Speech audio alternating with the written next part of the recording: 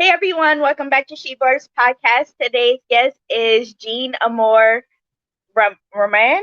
I said Ramoran. Ramoran. Thank you for coming on my show today. Oh, thank you for having me. So can you tell I'm our listeners? excited to be here. Me too. So can you tell our listeners a little bit about yourself? Well, I'm Jean Amoramoran, and I am the author of the book The Beauty of Change, The Fun Way for Women to Turn Pain into Power and Purpose. And I am transformational life coach. And so that's why I'm here. That's amazing. So what inspired you to write your book, Beauty of Change? Because I went through a lot of just hardship as a child, and I have so many limiting beliefs, and it's I've been attracting the relationships that I didn't want, and when I turn things around, I shift my mindset. I studied a lot about how why other people are successful and I'm like stuck. Yeah. And so after I got out of that mindset and I said, "Oh, I can help other people. Just teach them how I got through it." So Yes. that's why I wrote the book, The Beauty of Change. That's amazing. So can you give our listeners like a brief summary of your book, Beauty of Change?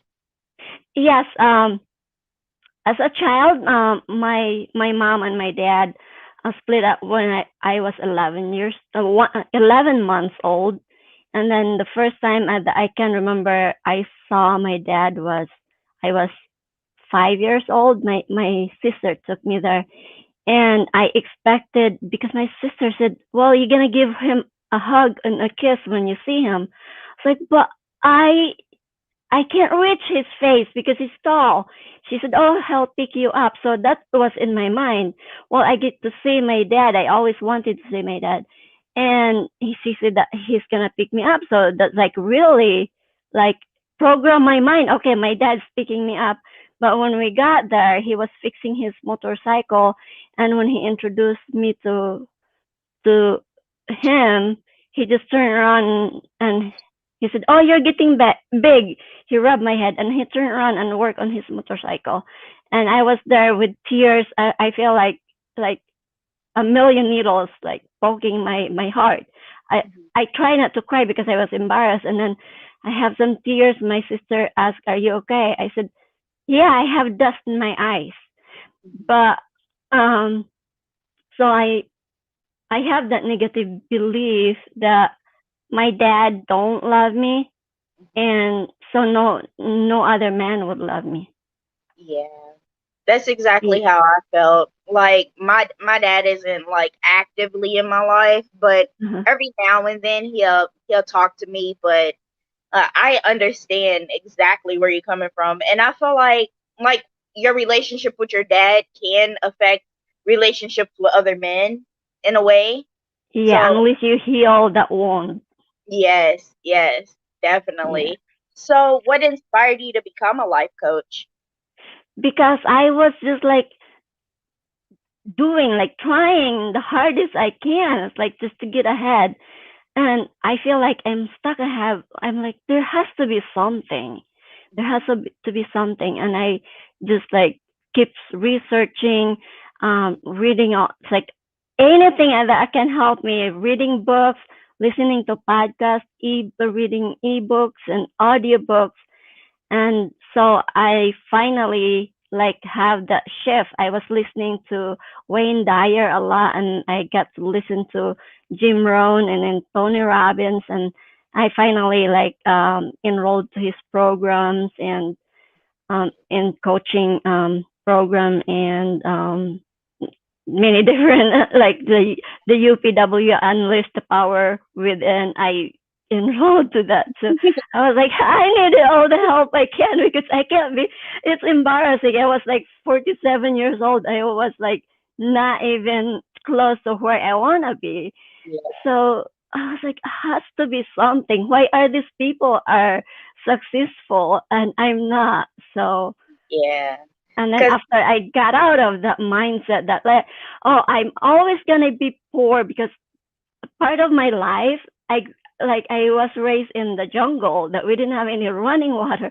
I did not have a running water in our house until like I was probably 14 years old, and no electricity until I was 17 years old. Wow. Yeah, we That's had to walk like miles to get water. wow. Where did you Yeah. live at? Like, Oh, in the Philippines. I grew up oh, in the Philippines because my mom, she only had like sixth grade education. So after my dad left us for another woman, there were six of us. So I'm the sixth child, and my mom did her best to raise us, but she didn't have any formal education. So she ended up moving to this jungle that you have to walk like on the creek bed to get there. I tried going to school, but it's like by the time I get to school, I'm like soaked from being falling on the creek, and then wow. I had to cross a river with a canoe. Sometimes the public canoe is like uh on the other side, so I have to wait there until somebody bring it back to my side. And Wow. I got really sick that I couldn't go to school anymore. So, but Wow. after like a couple years, we um well, I had to stay at my sister's house because my oldest sister, she got married so early. Mhm. So she told me, "Oh, you can stay with me, so you can go to school." The school felt like 3 miles from her house, but at least I have to walk on the dirt path, not creek, and I don't have to cross the river. Wow. So it's easier for you to get to school. That's cool. Yeah, It's so it's a treat. It's funny now when I see people crying for something little, like at work. I used to work, and these people, we would like build parts, and then the machine, when it's not working, they get frustrated and start crying. I would look at them like, is that's it your problem?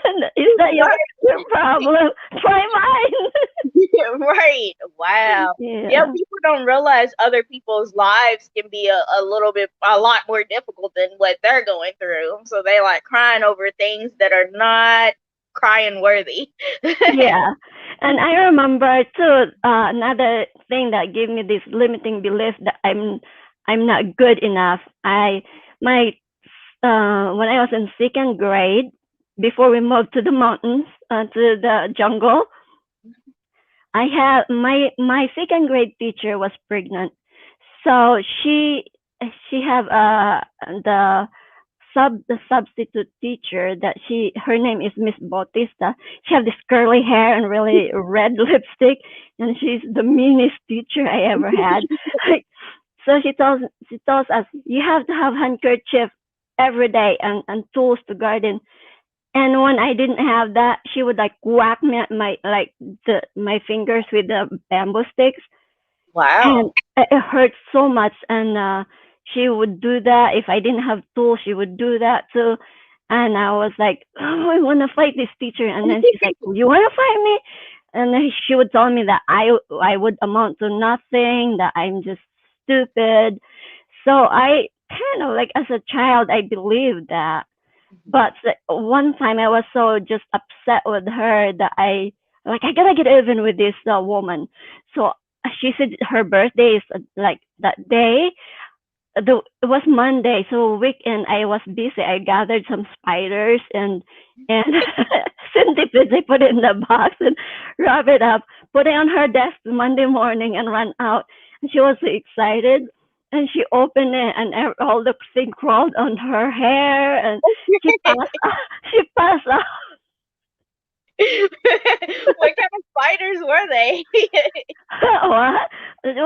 Something like all the spiders that I find in the field because we're in the farm, and it's like I'm not scared of spider. As a child, we used to make them fight, and that was our entertainment. I didn't grow up with doll and like all these Barbie dolls. I grew up with, yeah, playing spiders, and I had this homemade slingshot. So Wow. I would have that on my neck instead of necklace like this. I have a slingshot and stones, and then I would hunt birds for food. Wow. That's Yeah. cool. But yeah, your teacher is definitely regretting it now because you're successful now. She You didn't got know who did it. She didn't know. Nobody. She didn't know.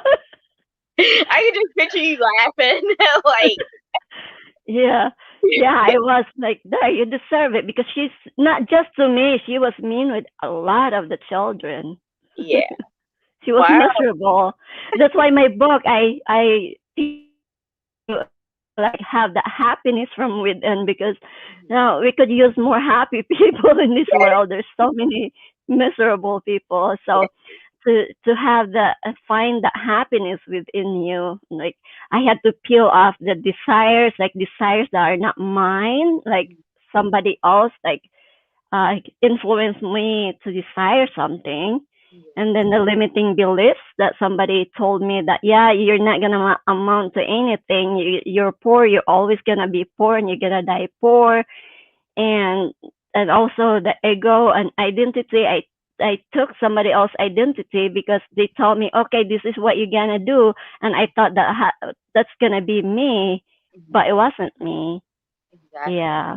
So there's a lot that I had to peel off to find my true joy. Yes. That's amazing. That's amazing transition. So what do you love most about coaching?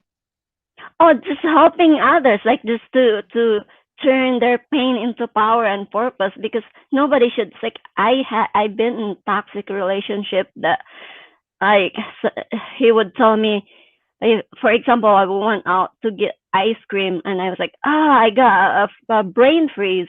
He's like, that's oxymoron. How can you have a brain freeze when you don't have a brain? I'm like, oh What? yeah. I said, I forgot I don't have a brain. That's why I'm with you. Because if I had a brain, I wouldn't be with you. So, Exactly. Exactly. Wow. Wow. but Somebody someone that you was dating said that to you? now it was my ex-husband. Your ex-husband. Oh my That's why goodness. he's an ex.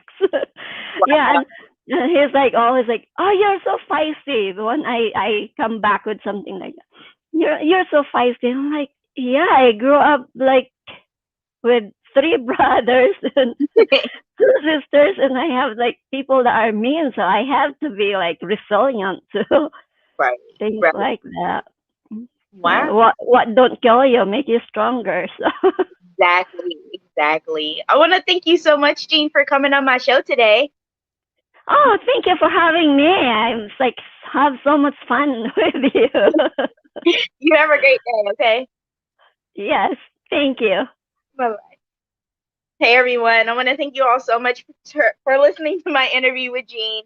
If you would like to purchase any of her books, you can go to her website. I have linked it below. And if you would like to know anything about her coaching, you can also go to her website and she has information on there to where she can help you and coach you and tell you a little bit more about her book. In the interview, we just talk briefly about her book and about her coaching. But if you contact her, she can go into depth about her um, coaching in her book. I hope you all have a great day and thank you all so much for listening to my podcast.